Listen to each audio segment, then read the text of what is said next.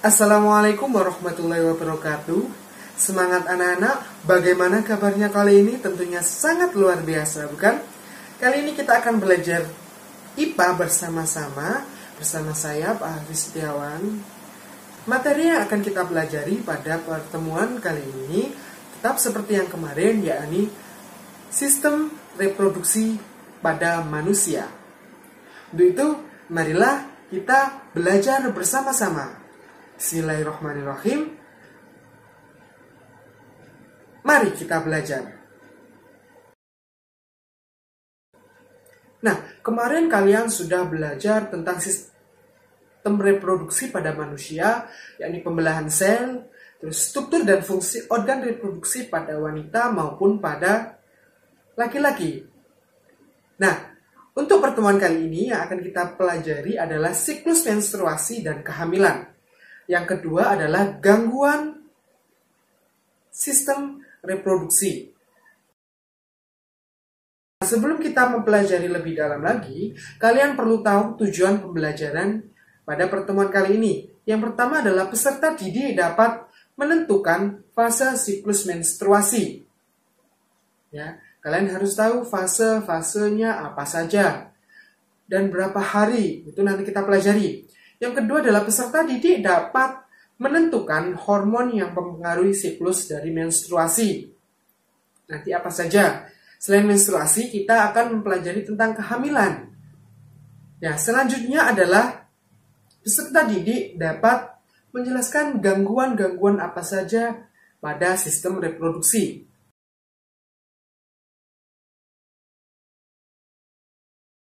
Yang pertama yang akan kita pelajari adalah siklus menstruasi pada wanita.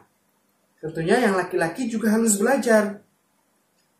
Karena kita sebagai wawasan agar bermanfaat tidak untuk saat ini, tapi untuk kelak nanti sangat bermanfaat. Oke? Kita mulai. Nah, apa itu menstruasi anak-anak? Menstruasi itu biasanya terjadi pada perempuan. Nah, yang ditandai dengan apa? Ditandai dengan keluarnya darah, cairan jaringan, lendir, dan sel-sel epitel. Itu disebut dengan menstruasi. Jadi, keluarnya sel darah dari sistem organ reproduksi wanita. Nah, fase menstruasi berapa? Berapa hari, berapa bulan? Nah, proses menstruasi itu dia membutuhkan kurang lebih dari 1 bulan dari fase menstruasi. Itu disebut fase menstruasi 1 bulan atau 28 hari. Fase-fase menstruasi ini ada 3. Yang pertama adalah fase folikuler. Yang kedua adalah fase ovulasi. Yang ketiga adalah fase luteal. Akan kita bahas di slide selanjutnya. Nah, fase yang pertama pada siklus menstruasi yaitu fase folikuler. Nah, fase folikuler ini dimulai pada hari pertama menstruasi sampai ke 13 hari. Nah, pada fase ini terjadi perkembangan folikel di dalam ovarium. Nah, sel telurnya dia mulai berkembang di dalam ovarium yang dipicu oleh hormon FSH.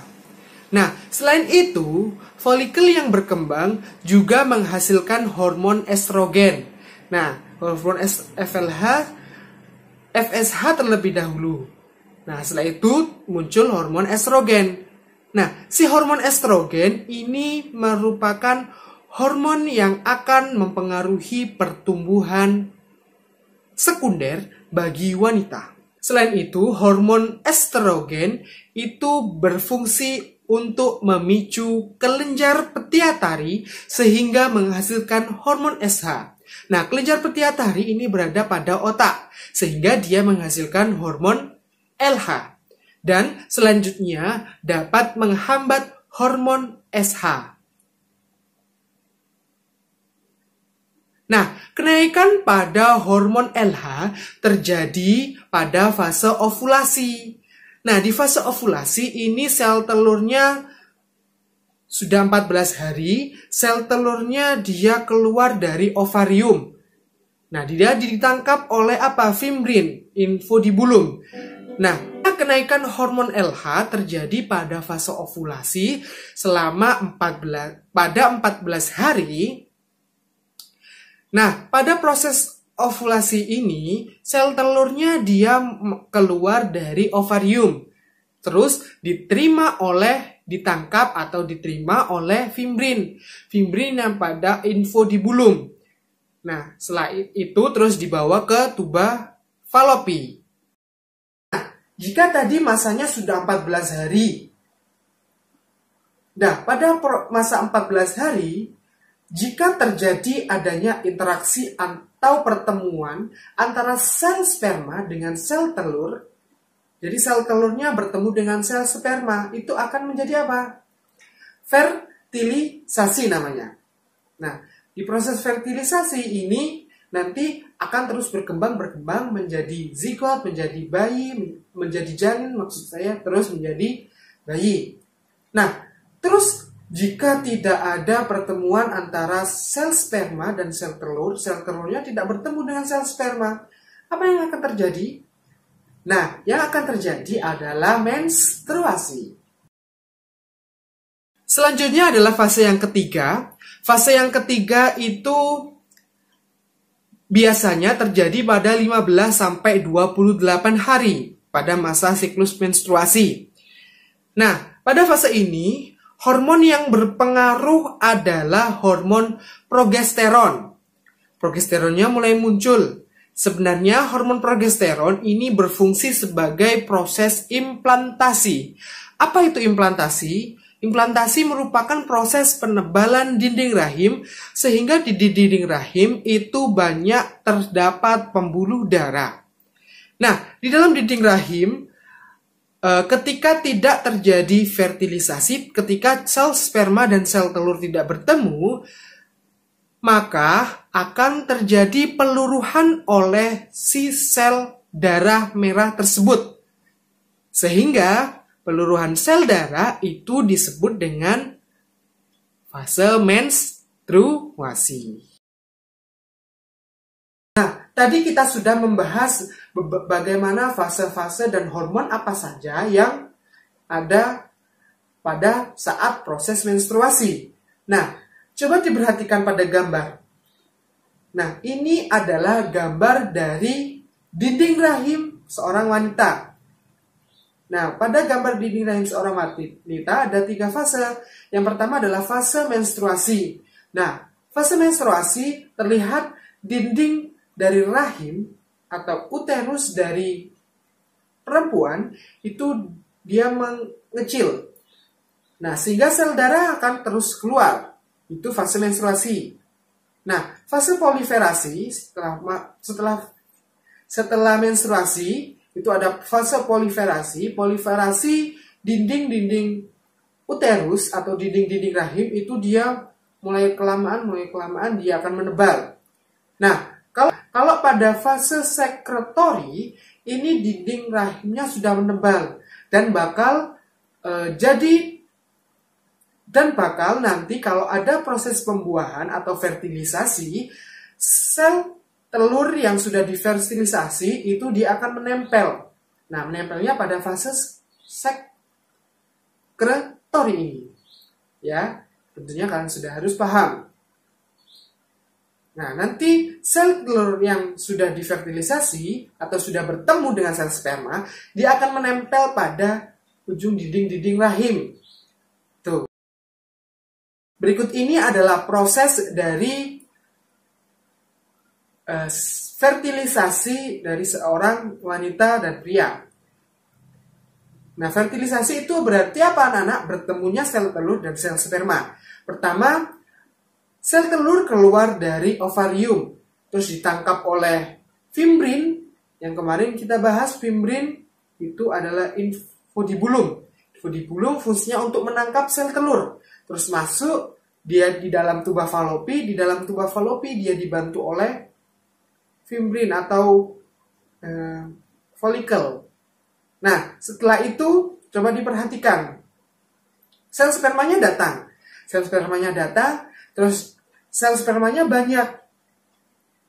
Nah, dia semua berusaha masuk ke dalam membran dari sel telur.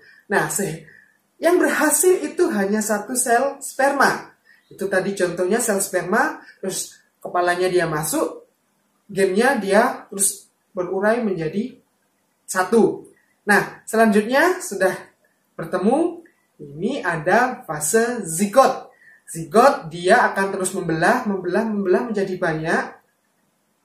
Nah, blastula. Nah, di sini sudah menjadi blastula. Blastulanya sudah menuju ke dinding rahim, akan menempel.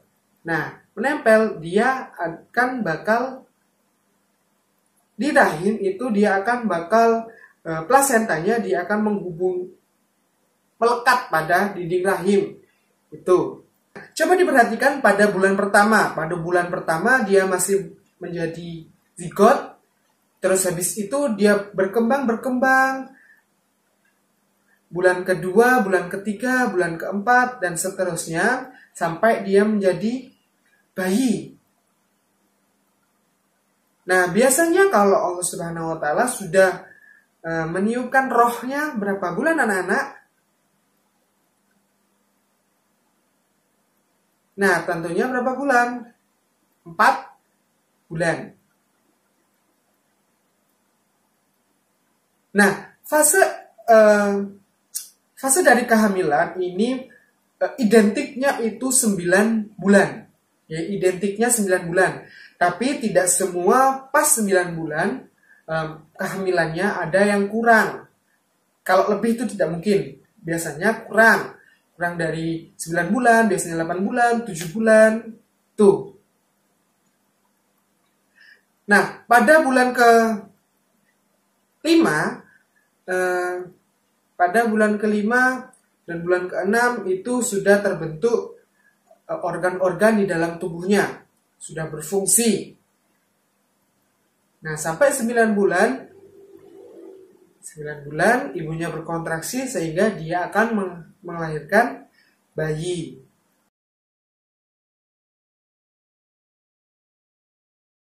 Gangguan sistem reproduksi ada berbagai macam. Kali ini akan kita bahas ada beberapa macam gangguan yang terjadi pada sistem reproduksi kita.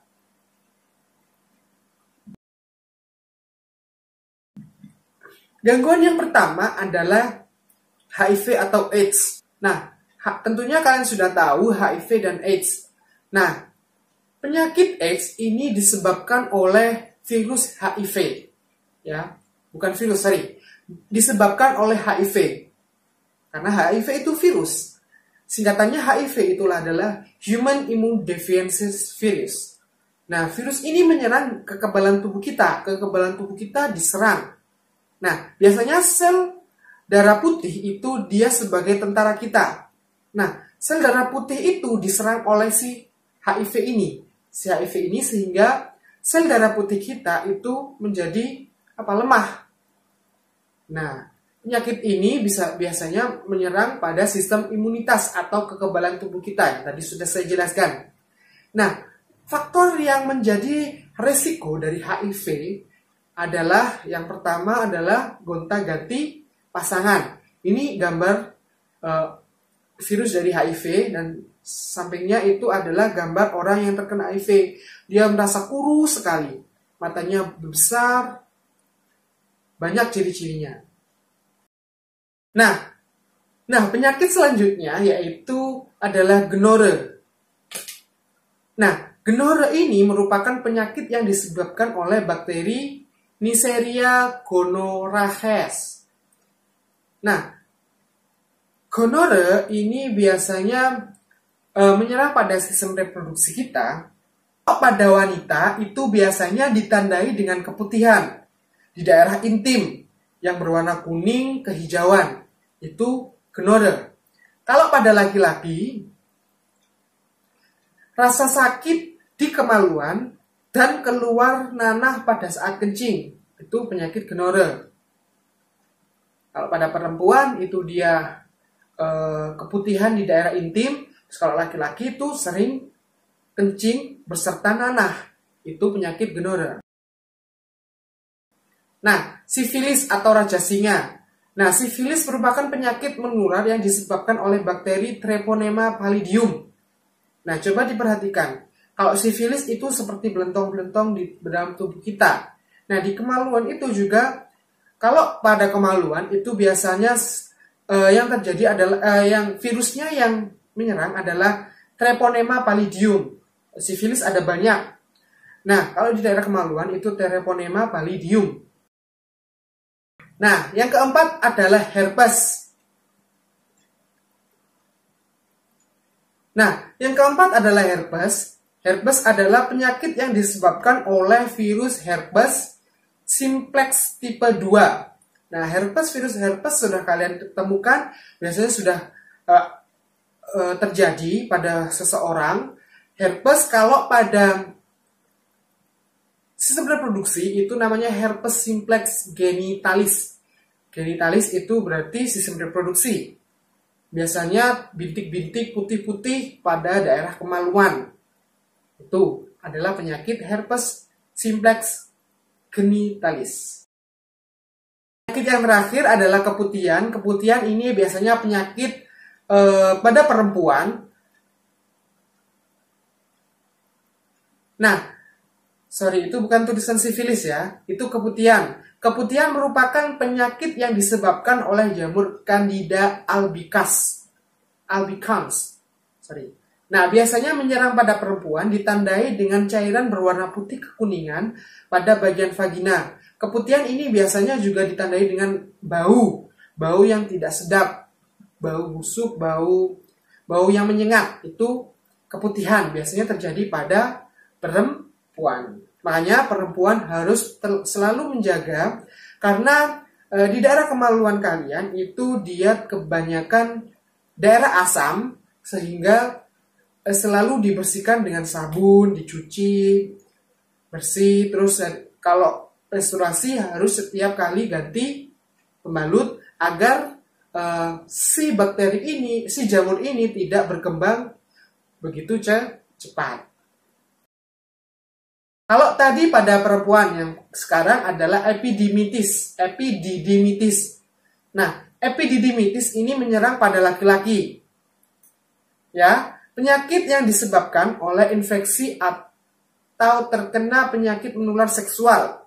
Biasanya terjadi pada laki-laki yang ditandai dengan rasa nyeri disertai pembengkakan pada salah satu testis. Jadi testisnya membengkak.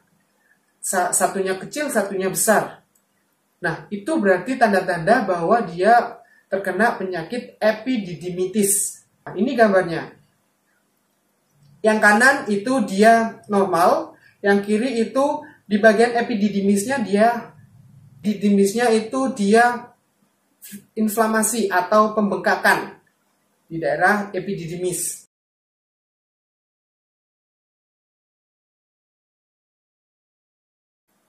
Oke, sudah paham anak-anak? Tentunya sudah paham, kita belajar bersama-sama. Jangan gelisah, jangan malu kita belajar sistem reproduksi, karena kita penting belajar sistem reproduksi pada manusia. Untuk itu semoga pertemuan kali ini bermanfaat. Kurang lebihnya mohon maaf. Jaga kesehatan, jangan lupa belajar. Wabillahi taufiq wal hidayah wa ridha wal inayah. Assalamualaikum warahmatullahi wabarakatuh.